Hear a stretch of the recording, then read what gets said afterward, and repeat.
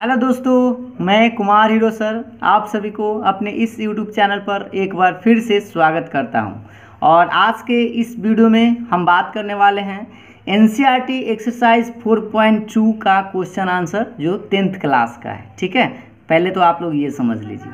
और आज हम इस वीडियो में आपको क्वेश्चन नंबर 2 से बताएंगे। तो क्वेश्चन नंबर 2 से स्टार्ट करेंगे। स्टार्ट करने से पहले अगर आप मेरे वीडियो पर नए हैं तो प्लीज़ मेरे वीडियो को लाइक ज़रूर कीजिएगा। और चैनल को अगर सब्सक्राइब नहीं किए हैं तो मेरे चैनल को सब्सक्राइब कर बेल आइकन को भी प्रेस कर लीजिएगा ताकि आपको इसी तरह का नया नया वीडियो मिलते रहे। तो चलिए स्टार्ट करते हैं आज का हमारा टॉपिक क्वेश्चन नंबर 2। चलिए तो देखते हैं क्वेश्चन नंबर हम लोग 2 क्या कह रहा है। से देखिए, उदाहरण 1 में दी गई समस्याओं को हल करना है। ठीक है, तो यह बात है कि इसमें उदाहरण कहाँ है, तो उदाहरण तो आपको क्वेश्चन में ही मिलेंगे। तो बुक में आप लोग को उदाहरण देख लेना है। ठीक है, तो हम थोड़ा सा आपको उदाहरण भी दिखा दे रहे हैं, आप लोग गौर से देख लीजिएगा। उदाहरण ये है, क्वेश्चन देख लीजिए। उदाहरण 1 में जो दिया गया है, जॉन और जीवंती दोनों के पास कुल मिलाकर 45 कंचे हैं। दोनों 5-5 कंचे खो देते हैं और अब उनके पास कंचों की संख्या का गुणनफल 124 है। तो हम जानना चाहेंगे कि आरंभ में उनके पास कितने कंचे थे। ठीक है, इसी एग्जाम्पल को हम लोगों को बनाना है। तो ये तो बनाया गया क्वेश्चन है, हम इसको समझा देते हैं। थोड़ा सा आप लोग ध्यान दे दीजिएगा। क्वेश्चन को समझने के लिए आप लोगों को ध्यान देना है कि इसमें क्या करना है। पहले हम लोगों को क्या करना है कि मान लेना है कि जॉन के पास कंचों की संख्या x थी, तो जीवंती के पास कंचों की संख्या कितना होगा, 45 - x। ऐसा क्यों होगा, क्योंकि एगो के पास अगर x दे दिए तो दूसरा के पास कितना बचेगा, 45 - x। और दोनों ने 5-5 कंचा क्या किया है, खो दिया है। तो अब इसके x जो था उसके पास कितना बचेगा, x - 5 बचेगा। और जिसके पास 45 - x था उसको 45 - x अब -5 एक घट जाएगा। तो 45 में से 5 को घटाएंगे तो 40 - x लिखेंगे। अब उसका गुणनफल, हम गुणनफल मतलब कि दोनों को क्या करेंगे, गुना करेंगे। तो गुणनफल आप इसको गुना कर सकते हैं। गुना कैसे करेंगे देख लीजिएगा। 40 में 1 से था 40x, इसको इस तरह से गुना किया गया है। फिर x में 1 से था x स्क्वायर, और ये 5 चुका 20 200, और ये माइनस माइनस प्लस में 5x। ठीक है, अब ये -x स्क्वायर और ये 40 और 5 जोड़ दिया गया तो 45x, और माइनस में 200 तो रहेगा। और गुणनफल जो है प्रश्न से दिया गया था, कितना दिया गया था, तो 124 दिया गया था। तो इसको हम किसके बराबर लिख देंगे, 124 के बराबर। अब हम लोगों को इसको क्या करेंगे से गौर से देखिएगा। तो प्लस में 124 इधर आके -124 होगा, तो 200 और 124 जुड़ जाएगा तो -324 हो जाएगा। अब हमने क्या किया, इस माइनस को कॉमन ले लिया, या आप सीधा कहें यू कहें तो ऐसे भी बोल सकते हैं कि सब को उधर ले चले थे। माइनस में था तो उधर गया प्लस में, प्लस में था तो उधर गया माइनस में, और ये माइनस में था तो उधर जाके प्लस में बराबर 0। अब इसी को हम लोगों को सोल्व करना है द्विघात के गुणनखंड के नियम से। ठीक है, तो ये क्वेश्चन तो हम लोग यहाँ तक तो आप लोग एग्जाम्पल देखकर भी आप लोग समझ गए होंगे। अब इसी क्वेश्चन को हम लोगों को सोल्व करना है। तो चलिए हम इस क्वेश्चन को सोल्व करते हैं। तो देखिए, आपका यही क्वेश्चन है ना, x² माइनस में 45x प्लस 324 बराबर में 0। और इस क्वेश्चन को हम लोगों को सोल्व करना है। तो पहले सोल्व करने का गुणनखंड का नियम आपको पता होगा कि x² में पहले 324 से गुना करेंगे तो 324x²। और आप लोगों को पता होगा 45 को ऐसा 2 भाग में तोड़ना है जिससे कि गुना करने के बाद आपको आ जाना चाहिए 324। तो 36 गुने 9, इसको आप लिखिएगा 36 में 9 से गुना कीजिएगा तो 45, 36 में 9 से गुना कीजिएगा तो 324 आ जाएगा। गुना करके आप यहाँ देख सकते हैं 36 में 9 से तो 324, और 36 और 9 को जोड़िएगा, दोनों माइनस में है तो ये -45 भी आ जाएगा। अब आप क्या करेंगे, ये दोनों में से कॉमन लेंगे तो x कॉमन लेंगे तो x - 36 बचेगा, और ये दोनों में से कॉमन लेंगे हम 9 तो यहाँ बचेगा x - 36। ठीक है, और बराबर के बाद 0। इसको आप गुना करके चेक कर सकते हैं कि 36 में 9 से गुना करेंगे तो ये 324 आता है कि नहीं आता है। तो आगे देखिए, अब हम लोग क्या करेंगे, x - 36 और x - 36 को एक बार लिख देंगे, और एगो बचेगा x - 9 बराबर 0। अब इसको हम लोग जब करके अलग अलग करके x का मान निकालने का प्रयास करेंगे। तो कैसे निकालेंगे देखिएगा, जब x - 36 बराबर 0 लिखेंगे तो इससे x के मान कितना आएगा, 36 आ जाएगा। और जब x माइनस 9 बराबर 0 लिखेंगे तो माइनस 9 इधर आके प्लस 9, तो इससे x के मान 9 आ जाएगा। ठीक है, तो सोचिए कि x के मान 36 और x के मान 9, यही आपका आंसर हो गया। तो 36 और 9 जोड़िएगा तब 45 भी हो ही जाता है, तो कंचों की संख्या जो है 45 पूरी जाएगा और दोनों को गुना करेंगे तो 324 भी आ जाएगा। तो आपका इक्वेशन जो है वह सेटिस्फाइड हो जाएगा। ठीक है, तो चलिए अब हम लोग इसी का 2 नंबर एग्जाम्पल्स देखते हैं। चलिए तो हम लोग 2 का उदाहरण नंबर 2 देखते हैं। क्वेश्चन आप देख लीजिएगा क्योंकि हमने एक समझा दिया है, तो क्वेश्चन आपको इतना करके बनाया गया है और ये x² माइनस 55x प्लस 750 बराबर 0 ला दिया गया है। आप अपने बुक का उदाहरण नंबर 1 देख लीजिएगा, आपको यहाँ तक समझ में आ जाएगा। ठीक है, तो यहाँ के बाद आप लोगों को फैक्टर के विधि के द्वारा आप लोगों को x का मान निकालना है। कैसे निकालते हैं चलिए देखते हैं, इसी को देखते हैं।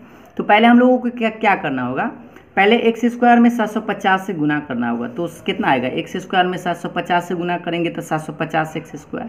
अब हम लोगों को क्या करना होगा कि इस 55x को 2 भाग में बांटना होगा, तो इस तरह से बांटना होगा जिससे कि गुना करने के बाद 750 भी आ जाना चाहिए। ठीक है, तो फैक्टर तो आप लोगों को बताया गया है। तो देखिए 30 और 25 को आप जोड़िएगा तो 55 भी पूरा जाएगा और 30 में 25 से तब 25 दिया 75, यानी कि 750 आ जाएगा। ठीक है, तो अब हम लोग इस 55 को 2 भाग में तो बांट दिए। अब क्या करेंगे, इस दोनों में से कॉमन लेंगे, तो क्या कॉमन लेंगे, x, तो क्या बचेगा x माइनस 30, इसमें से 25 कॉमन ले लेंगे, वो भी माइनस में 25 कॉमन लेंगे, तो माइनस 25 कॉमन लेंगे तो यहाँ बचेगा x माइनस 30, तो बराबर के बाद क्या है 0।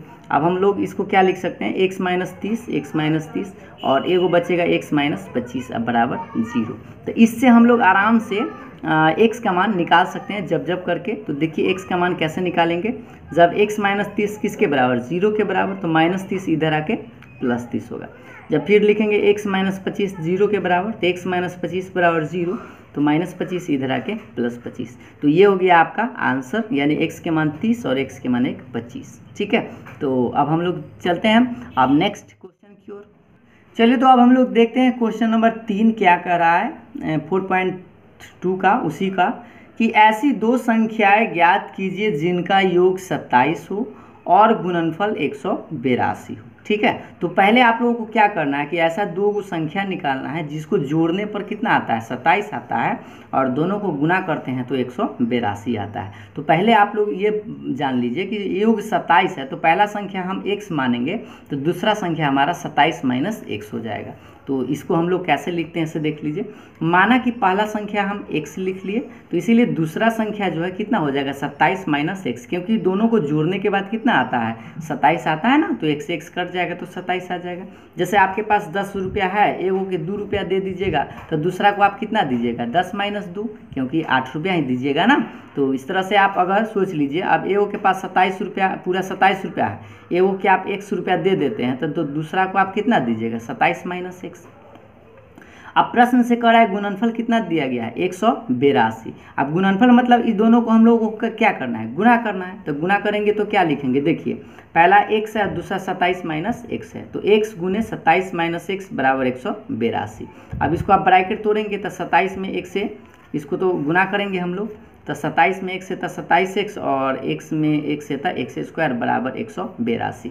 अब इसको क्या करें, किधर ले चले, तो आप लोगों को ध्यान देना है, ध्यान दीजिए, माइनस x² है ना, तो इस दोनों पार्ट को हम उधर ले चलते हैं, तो इधर कुछ नहीं तो 0, माइनस x² इधर आके प्लस x², ये प्लस 27x इधर आके माइनस 27x, और यह 182 तो प्लस में है क्योंकि ये बराबर के बाद ये है ना। तो इसको हम लोग ऐसे भी लिख सकते हैं, फिर से रिपीट करके, कि x² माइनस 27x प्लस 182 बराबर 0। अब आप लोगों को यहाँ से इसी तरह से द्विघात समीकरण का फैक्टर के विधि के गुणनखंड करके आप लोगों को x का मान निकालना है। तो पहले आप लोगों को गुणनखंड का तरीका याद होगा कि x² में 182 से गुना करेंगे तो कितना आएगा, 182x²। ठीक है, तो 27 को आप क्या लिख सकते हैं, 2 भाग में क्या कर सकते हैं, तो 14 और माइनस में 3 लिख सकते हैं। क्या लिख सकते हैं, 14 और माइनस 3, जिससे कि आप गुना करेंगे ना, तो 27 में अगर आप 14 में अगर आप 13 से गुना करते हैं तो आपको 182 आ जाएगा, और 14 में 13 जुड़िएगा तो 27 आ जाएगा, दोनों तो माइनस में ही है। तो इस तरह से आप इसमें से कॉमन ले सकते हैं। क्या कॉमन ले सकते हैं, इस दोनों में से कॉमन x ले सकते हैं, तो x माइनस 14 बचेगा। ठीक है ना, ये समझ में आ रहा है ना। आप इस दोनों में से हम क्या कॉमन ले सकते हैं, माइनस 13, तो यहाँ x बचेगा, और यहाँ 182 में से आप 13 कॉमन लीजिएगा ना, तो यहाँ क्या बचेगा 14, अब बराबर के बाद 0। अब क्या करें, इसको देखिए x माइनस 14 और x माइनस 14 तो दो गो है तो एक बार लिखिए और एगो बचेगा x माइनस 13 बराबर 0। अब जब करके आप इसको आसानी से मान निकाल सकते हैं। कैसे निकालेंगे देख लीजिए। जब x माइनस 14 का 0 के बराबर करेंगे तो माइनस 14 इधर आके प्लस 14, और जब x माइनस 13 बराबर 0 करेंगे तो इसे आप माइनस 13 इधर आके प्लस 13। तो x के मान दो गो आ गया, एक 14 और एक 13। तो कह रहा था कि दो गो संख्या निकालिए जिसको जोड़ेंगे तो 27 पूरेगा। तो आप इसको देख सकते हैं, जोड़ने के बाद 27 पूर रहा है और इसको आप गुना करेंगे तो 182 भी आ जाएगा। तो आपका जो अतः संख्याएँ जो है वो 14 एवं 13 है। इसी को आप उलट के भी बोल सकते हैं 13 एवं 14। ठीक है, तो हमको लगता है कि आपको ये क्वेश्चन समझ में आ गया होगा। तो चलिए अब हम लोग नेक्स्ट क्वेश्चन देखते हैं। चलिए तो अब हम लोग नेक्स्ट क्वेश्चन देखते हैं। देखिए क्वेश्चन नंबर 4 क्या कर रहा है, दो क्रमागत धनात्मक पूर्णांक ज्ञात कीजिए जिनके वर्गों का योग 365 है। ठीक है, क्वेश्चन एक बार फिर से पढ़ लेते हैं। दो क्रमागत धनात्मक पूर्णांक, तो पहले आप लोग को यह सोचना है कि दो क्रमागत मतलब होता है लगातार, जैसे एक के बाद दो है ना, क्रमागत पूर्णांक 1 2 3 4 5 ये लगातार बोल रहे हैं। तो उस तरह से आपको दो लगातार ऐसा पूर्णांक लेना है जिसका वर्गों का योग जो है 365 है। तो आपको पूर्णांक ज्ञात करना है। तो पहले आप लोगों को क्या करना है, पूर्णांक मानना है। तो मान लीजिए कि माना कि दो क्रमागत धनात्मक पूर्णांक जो है क्रमशः x एवं एगो x प्लस 1 है, क्योंकि 1 और 2 तो 1 बढ़ जाता है ना, तो इसलिए पहला अगर हम x माने तो दूसरा कितना मानेंगे, x प्लस 1, क्योंकि एक हम ज़्यादा मानेंगे तभी तो पूर्णांक लगातार कहने का मतलब एक ज़्यादा। ठीक है, तो दो ये तो आपको समझ में आ गया होगा कि दो क्रमागत पूर्णांक की अगर बात करें तो आप x मानेंगे और एक क्या मानेंगे, x प्लस 1। और क्या करा है, जिनके वर्गों का योग मतलब वर्ग करेंगे दोनों का जोड़ जो है वह 365 के बराबर है। तो प्रश्न से अब चलते हैं। तो प्रश्न से क्या करा है कि दोनों के वर्गों का योग, तो पहला का वर्ग मतलब x स्क्वायर और दूसरा का वर्ग मतलब x प्लस 1 का होल स्क्वायर, और कितना के बराबर है, 365 के बराबर। तो अब इसको सोल्व करना है और इससे आपको पहले द्विघात समीकरण प्राप्त करना है। तो कैसे सोल्व करें से देखिएगा। पहले एक्स स्क्वायर को छोड़ देते हैं और इसको a प्लस बी का होल स्क्वायर पर तोड़ते हैं। तो हमको लगता है कि आप लोगों को याद होगा a प्लस बी का होल स्क्वायर। तो चलिए इसको तोड़ते हैं, a square plus 2ab plus B square. ठीक है, इसको फिर से देख लीजिए, a प्लस बी का होल स्क्वायर, तो a square plus 2ab plus B square. B का मान 1 है और a का मान x है और बराबर के बाद 365 तो हम तो छोड़ दिए। अब क्या कीजिएगा, इस x स्क्वायर और x स्क्वायर को जोड़ दीजिएगा तो 2x स्क्वायर, और 2x में 1 से गुना कीजिएगा तो 2x, और 1 का स्क्वायर तो 1 ही हो जाता है, और माइनस में 365 कैसे आया, तो बराबर के बाद 365 था, इसको हम इधर ले आए तो माइनस 365, और बराबर के बाद कुछ नहीं तो 0। ठीक है, अब आप देखिएगा, आप इसको क्या कर सकते हैं, एक में से 365 को घटाएंगे तो 364 में माइनस में ही बचेगा, क्योंकि एक में से 365 घट रहा है और बाकी सब ये दोनों उतार दिए। अब क्या कीजिए, इसमें भी 2 मिल रहा है, इसमें भी 2 है और इसमें भी 2 मिलेगा, तो आप 2 कॉमन ले लीजिए। ठीक है, चाहते तो आप 2 से भाग दे सकते थे या 2 कॉमन ले लीजिए। तो 2 कॉमन लिए तो यहाँ से 2 मिल गया, यहाँ से 2 हट गया और यहाँ से क्या बचेगा, 182 बराबर 0। अब इस 2 को क्या करें, गुना में है तो बट्टा में बीग देते हैं, तो इसको हम बीगेंगे बट्टा में तो क्या आएगा, 0 के बट्टा में तो x square plus x minus 182, और ये 0 के बट्टा में, तो 0 के बट्टा में जैसे ही जाएगा तो 0 हो जाएगा। तो आपका इक्वेशन आ गया x square plus x minus 182 बराबर 0। और पिछले क्वेश्चन में हमने बताया था 182 कैसे आता है, तो पहले आप गुना कर लेंगे तो 82 x स्क्वायर x माइनस में 182 लाना है, तो 13 और 14 को मिलाएंगे तो 182 पुरता है ना। तो हमने क्या किया, इसी को हमने x को क्या लिखा, 14 में से 13 को घटाया तो एगो x बच जाएगा, और 14 में 13 से गुना करेंगे तो 182 भी आ जाएगा, और वो भी माइनस में। ठीक है, बराबर के बाद 0 तो है। अब हम लोग इसमें से कॉमन ले सकते हैं आराम से, तो x कॉमन लेंगे तो x प्लस 14 बचेगा। इसमें से हम 13 कॉमन लेंगे, 13 बल्कि माइनस 13 कॉमन लेंगे। ठीक है, तो माइनस 13 कॉमन लेंगे तो यहाँ x, और ये माइनस कॉमन है तो प्लस, और 13 कॉमन ले लेंगे तो यहाँ 14 बचेगा। तो उसके बाद हम क्या लिखेंगे, इसको हम x प्लस 14 और x प्लस 14 दो बार एक बार लिखेंगे, और एगो x माइनस 13, यानी कि हम इसको x प्लस 14 और x प्लस 14 कॉमन लेके और एगो x माइनस 13 बराबर 0। अब इसको जब करके हम इससे आसानी से x का मान निकाल सकते हैं। तो जब लिखेंगे x प्लस 14 किसके बराबर, 0 के बराबर, तो इससे +14 इधर आके -14, और एगो जब लिखेंगे x - 13 बराबर 0 तो इससे x के मान 13 आएगा। ठीक है, तो एक -14 आया। तो क्वेश्चन में क्या कह रहा था कि आपको धनात्मक पूर्णांक लेना है, तो धनात्मक मतलब प्लस में लेना है। तो ये तो माइनस में आया, तो ये तो संभव नहीं है। तो x के मान 13 तो संभव है। तो इस तरह से आपका पूर्णांक क्या था, एक x था और एक x + 1 था। ठीक है, यहाँ पर आप गौर से देख लीजिए, एक x था तो x वो कितना था, x + 1। तो x का मान 13 तो सही है, तो 13, x के मान 13 रख दीजिए और प्लस में 1, तो 13 × 1 = 14। तो यानी कि आपका जो पूर्णांक होगा वह एक 13 होगा और एक 14 होगा। ठीक है, तो हमको लगता है कि आपको ये समझ में आ गया होगा। तो चलिए अब हम लोग लास्ट क्वेश्चन 5 नंबर देखते हैं। चलिए तो अब हम लोग नेक्स्ट क्वेश्चन देखते हैं, क्वेश्चन नंबर 5 नंबर। ठीक है, आपको ये तो अभी 5 है, 6 नंबर भी इसमें है, इसीलिए चलिए 5वां को पहले देख लेते हैं। एक समकोण त्रिभुज की ऊंचाई इसके आधार से 7 सेंटीमीटर कम है। यदि कर्ण 13 सेंटीमीटर है तो अन्य 2 भुजाएं ज्ञात कीजिए। तो पहले आप लोग यह समझ लीजिए कि यह एक समकोण त्रिभुज की बात कर रहा है, और समकोण त्रिभुज में आधार जो है, आधार ऊंचाई जो है वह आधार से 7 सेंटीमीटर कम है, और कर्ण दिया गया है। तो कर्ण की तो बात ही 13 है, इसको कर्ण। तो एक क्या करते हैं, पहले हम लोग एक समकोण त्रिभुज का निर्माण कर लेते हैं। ठीक है, तो सपोज करते हैं यह एक समकोण त्रिभुज है, ABC एक समकोण त्रिभुज है, जिसमें कि आधार बराबर है, आधार यह है और ये ऊंचाई है और यह कर्ण है। तो आधार हम मान लेते हैं कि माना कि समकोण त्रिभुज का आधार, देखिएगा ध्यान से, कि समकोण त्रिभुज की ऊंचाई इसके आधार से 7 सेंटीमीटर कम है। तो आधार को ही पहले हम लोग x मान लेते हैं। तो मान लीजिए कि आधार के मान क्या है, x है, तो इसका ऊंचाई क्या हो जाएगा, इससे आधार से तो 7 कम था, तो इसलिए x - 7 हो जाएगा, और कर्ण तो 13 दिया गया है। ठीक है, यहाँ तक तो समझ में आ गया। तो वही हम लिखे हैं कि माना कि समकोण त्रिभुज का आधार अगर x सेंटीमीटर हो तो इसका ऊंचाई कितना हो जाएगा, x - 7, क्योंकि आधार से 7 सेंटीमीटर क्या है, कम है, तो कम कर दिए। और ऊंचे कर्ण तो दिया गया है, कर्ण बराबर कितना, 13 सेंटीमीटर। ये तो आपको समझ में आ गया।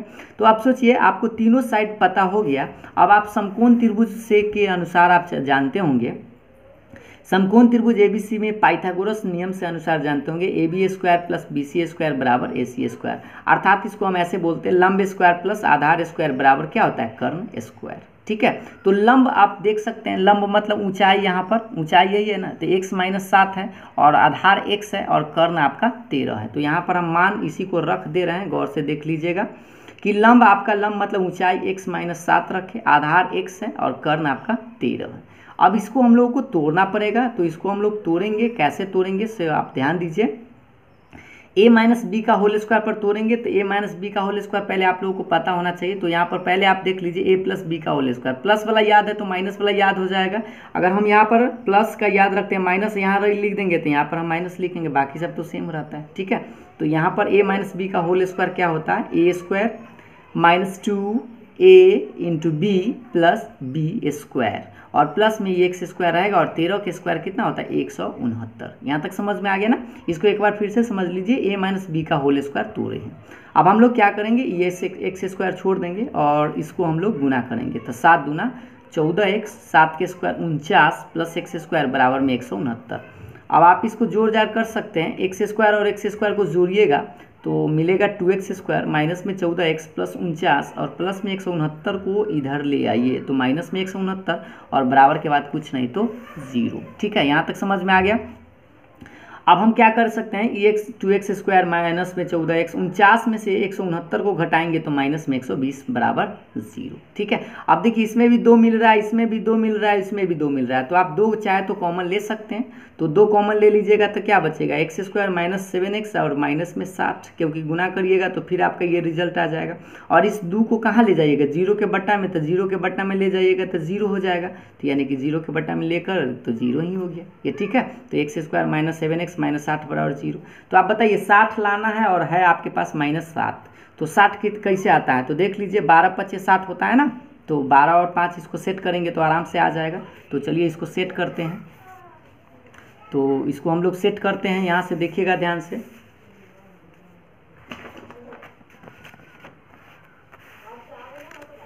देखिएगा इसको हम लोग सेट कर लेते हैं कि 12 हमको लाना क्या है, एक्स स्क्वायर माइनस 7x है, तो हम इसको लिखते हैं -12 और +5, क्योंकि 5 में से 12 को घटाएंगे तो -7 भी आ जाएगा और गुना करेंगे तो माइनस में 60 भी पूरा जाएगा और बराबर के बाद तो 0 है ये।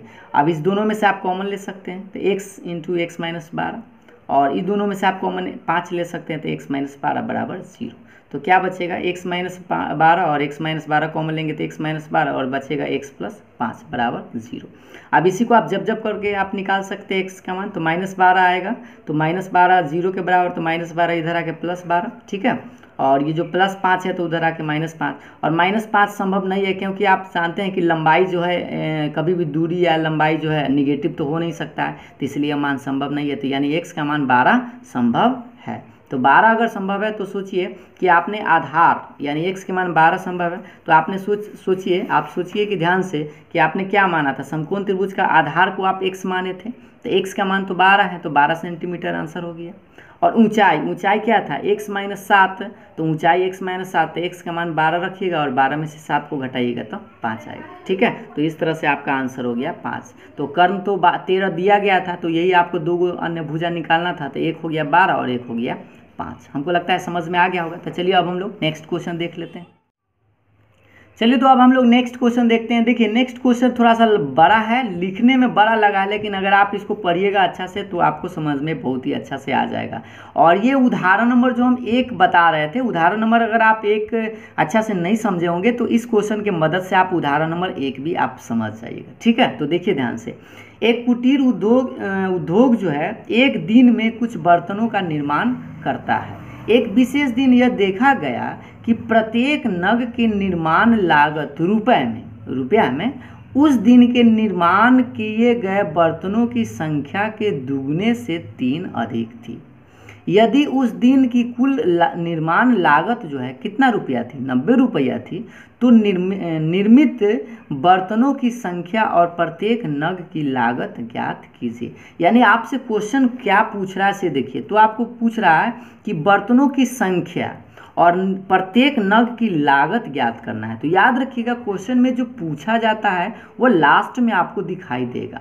तो लास्ट में क्या दिखाई दे रहा है कि बर्तनों की संख्या और प्रत्येक नग की लागत ज्ञात कीजिए। तो पहले आपको क्या करना है कि मान लीजिए कि इसमें बर्तनों की संख्या जो है वह x था, बर्तनों की संख्या क्या था, x था। तो इसके अनुसार अब इसमें लागत निकालना है। तो लागत देखिए प्रश्न में दिया गया है कि यह एक विशेष दिन देखा गया कि प्रत्येक नग के निर्माण की लागत, मतलब एक नग की जो लागत है उस दिन के निर्माण किए गए बर्तनों की संख्या के दुगुना से 3 अधिक था।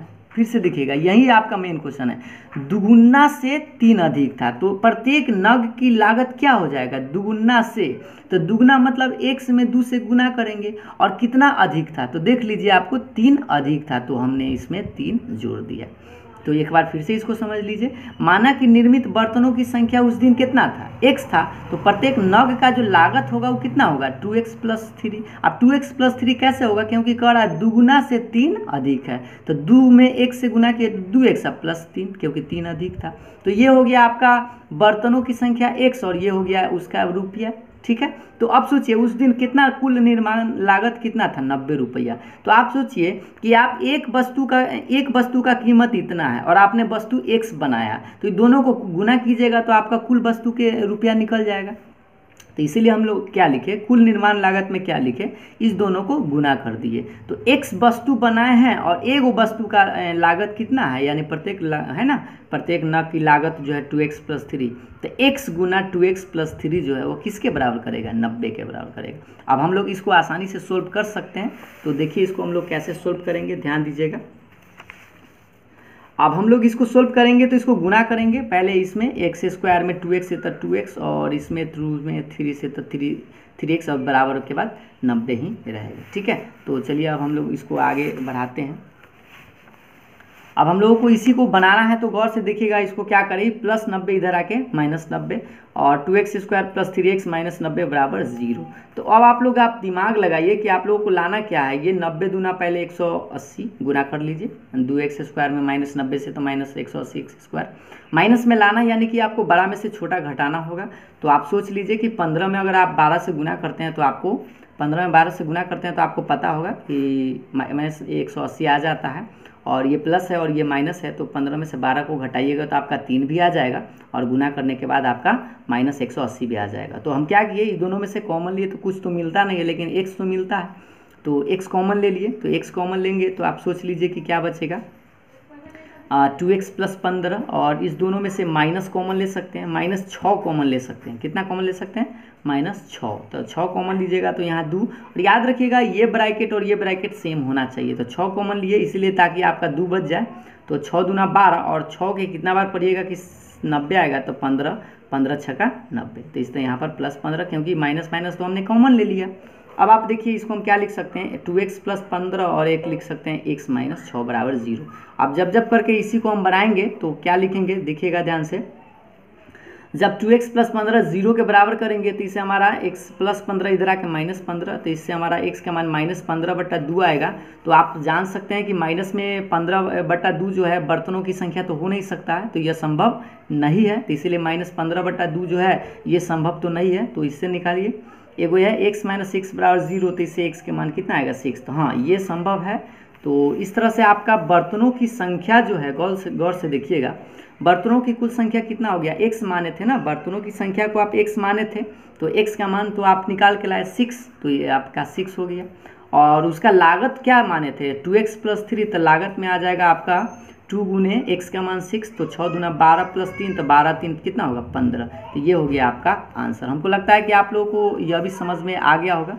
तो अगर आप लोगों को समझ में आया हो तो लाइक ज़रूर कीजिएगा। तो ये एक्सरसाइज आपका ख़त्म हुआ, और अच्छा लगे तो मेरे चैनल को सब्सक्राइब कर बेल आइकन को भी प्रेस कर लीजिएगा, और कमेंट करके बताइएगा कि आप लोगों को समझ में आता है कि नहीं, और कैसा लगता है। सो आप कमेंट करके ज़रूर बताइएगा, ठीक है।